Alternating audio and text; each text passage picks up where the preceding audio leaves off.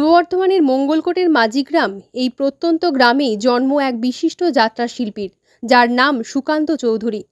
আমরা যাত্রা ভালোবাসি গ্রুপের অন্যতম সদস্য সুকান্তবাবু 3 দশকেরও বেশি সময় ধরে যাত্রার সঙ্গে যুক্ত। কেবল অভিনয় নয়, গানের প্রতিও তার গভীর ভালোবাসা। বর্তমানে বর্ধমান শহরে বসবাসরত সুকান্ত চৌধুরী মূলত ব্যবসায়ী হলেও যাত্রা ও সঙ্গীতের প্রতি তার টান কোনোদিনই কমেনি। দীর্ঘ বিরতির পর ফের গানের চর্চায় মনোনিবেশ করেছেন তিনি। সম্প্রতি নটি বিনোদিনী যাত্রাপালায় রাখালের চরিত্রে অভিনয় করে দর্শকদের মন জয় করেছেন। শুধু অভিনয় নয়, মঞ্চে তার সুরেলা কণ্ঠের গানও দর্শকদের মুগ্ধ করে। সামাজিক কাজেও পিছিয়ে নেই সুকান্ত চৌধুরী। অভিনয়ের পাশাপাশি সমাজসেবামূলক কার্যক্রমে যুক্ত রয়েছেন তিনি। আগামী দিনে আরও নতুন যাত্রাপালায় তাকে দেখার অপেক্ষায় দর্শকরা। কৃষ্ণরঙ্গ মঞ্চের আলো নিভলেও শিল্পীর দ্যুতি চিরন্তন।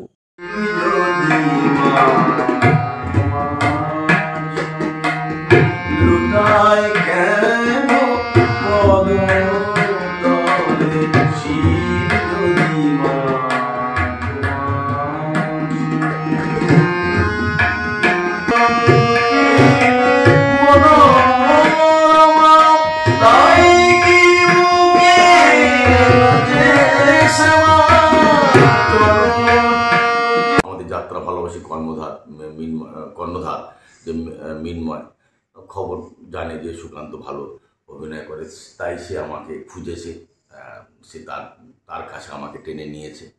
ঠাকুর রামকৃষ্ণের কৃপায় সব কিছু হয়, তো উনি ঠাকুরই সব কিছু করান আর কি।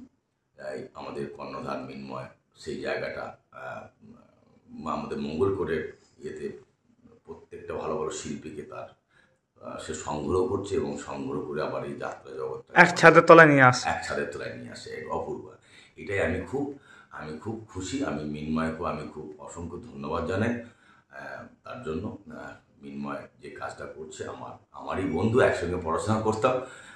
যাই হোক, আমি মিন্ময়ের কাজটার জন্য মিন্ময়কে অসংখ্য ধন্যবাদ এবং ভালোবাসা এবং অভিনন্দন, শুভেচ্ছা, অনেক সব কিছু আমি জানাই। আপনি ছাড়া আগামী দিনে কি সমাজসেবামূলক কাজে যুক্ত হবেন আছেন বা আগামী দিনে সংস্কৃতিমূলক কাজ? সমাজসেবা তো আমার করতে, অবশ্যই সমাজসেবা প্রত্যেকই মানুষেরই করা উচিত। যার যতটুকু সাধ্য আছে সেই সাধ্য মতো যতটুকু সমাজসেবা করতে পারে করা উচিত। আমিও সেটাও ভালোবাসি। আমি আমার সাধ্য মতো যতটুকু সমাজসেবা করার দরকার আমি করি। সেটা আমার সব কিছু মেনটেন করে আমাকে করতে হয়। সংসার মেনটেন করে যদি সুযোগ পাই করার চেষ্টা থাকি আর কি। আপনার নাম? আমার নাম সুকান্ত চৌধুরী। বাড়ি আসল বাড়ি মাঝিগ্রাম। আমার গ্রাম যেটা মাতৃভূমি সেটাকে আমি ভুলতে পারবো না। আর এখন কর্মসূত্রে ব্যবসা ক্ষেত্রে যে বর্ধমানে এসে আমি বর্ধমানে খোঁজবাগানে ব্যবসা করি, মেডিকেল লাইনে আছি। আমার সার্জিক্যালের দোকান বা প্যাথোলজি আর সব কিছু রয়েছে আর কি। আমার ক্লিনিকও রয়েছে, সমস্ত ধরনের ডাক্তাররা বসেন। আমি এই নিয়ে রয়েছি। তার মধ্যেও যাত্রা জগৎটাকে আমি ভুলতে পারিনি। মায়ের চোখ দুটো তখন উৎপল বলছে, দেখ এটা তো বলতে পারছি না, এটা হসপিটালে যেতে হবে, ফাইল খুলে দেখতে হবে। ফাইল খুলে দেখার পর দেখা গেছে নয়না দাসী বলে একজনের কাছে তার মায়ের চোখটা দেওয়া আছে, কিন্তু নয়না দাসী হচ্ছেন একজন গণিকা।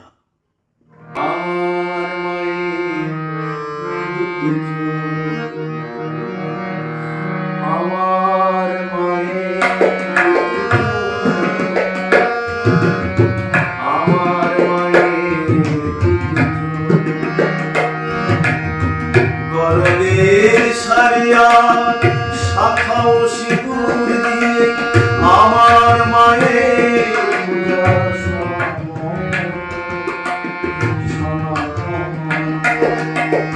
গরুদের সারিয়া শাখাও শিকুর দিয়ে আমার মায়ের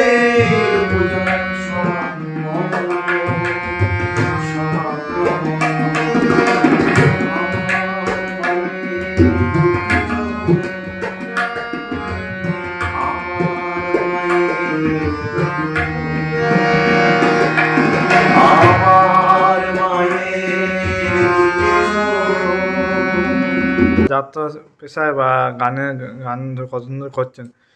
গান আমি ছোটো থেকেই খুব ভালোবাসতাম।